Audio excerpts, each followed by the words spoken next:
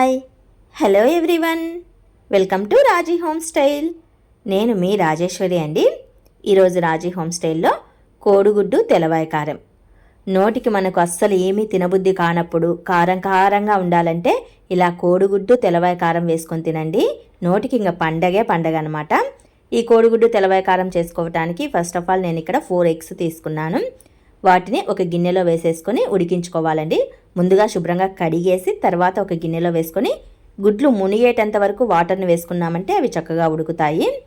ఇలా స్టవ్ పైన పెట్టేసి స్టవ్ని పూర్తిగా మీడియం ఫ్లేమ్లోకి టర్న్ చేసుకోండి.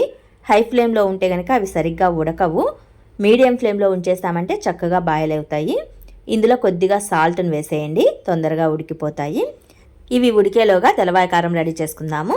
ఒక చిన్ని మిక్సీ జార్ తీసుకొని అందులో 10 ఎండుమిర్చిని చిన్న తునకలుగా చేసేసి వేసేసుకోండి. ఇందులోనే కొద్దిగా సాల్ట్ని కూడా వేసుకోవాలి. ఎండుమిర్చి లోపల గింజలు ఉంటే వాటిని కూడా వేసుకోండి. కారం అనేది చాలా బాగుంటుంది. కొద్దిమంది గింజల్ని పడేస్తూ ఉంటారు, అలా పడేయకుండా మిక్సీ జార్లోనే వేసేసుకొని కొద్దిగా రఫ్గా మిక్సీ పట్టేసుకోండి. తర్వాత ఇందులో 1 టేబుల్ స్పూన్ వరకు జీలకర్ర, 10 వరకు వెల్లుల్లి రెబ్బల్ని కూడా వేసేసుకొని ఫైన్ పౌడర్ లాగా ఇలా మిక్సీ పట్టేసుకోవాలి. ఇది తెల్లవాయ కారం అండి. గుడ్డులోకే కాదు, మనం ఏ పోపు పొడిలోకైనా యూజ్ చేసుకోవచ్చు.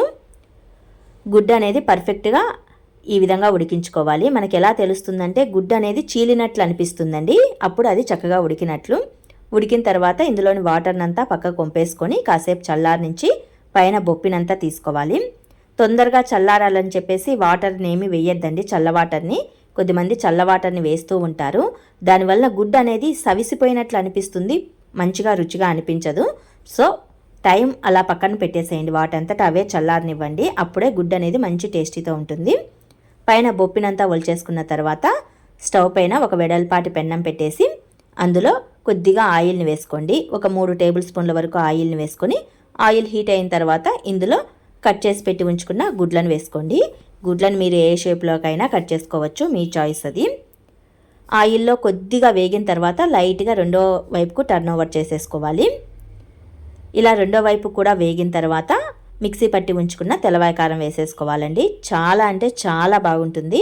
మనం పప్పు చేసుకున్నప్పుడు ఒక 2 గుడ్డు పీసులు అలా వేసుకొని తిన్నామంటే అన్నం అనేది మిగలకుండా తినేస్తాం, అంత బాగుంటుంది కారము.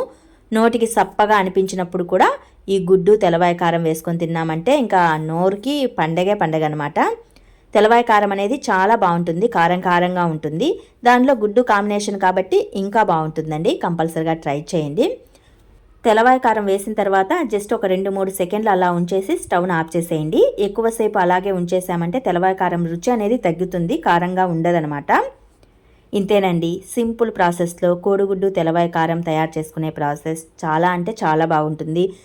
మరి మీకు ఈ వీడియో నచ్చినట్లయితే మరికొన్ని ఇలాంటి రెసిపీస్ కోసం please subscribe my channel. Thanks to watch this video.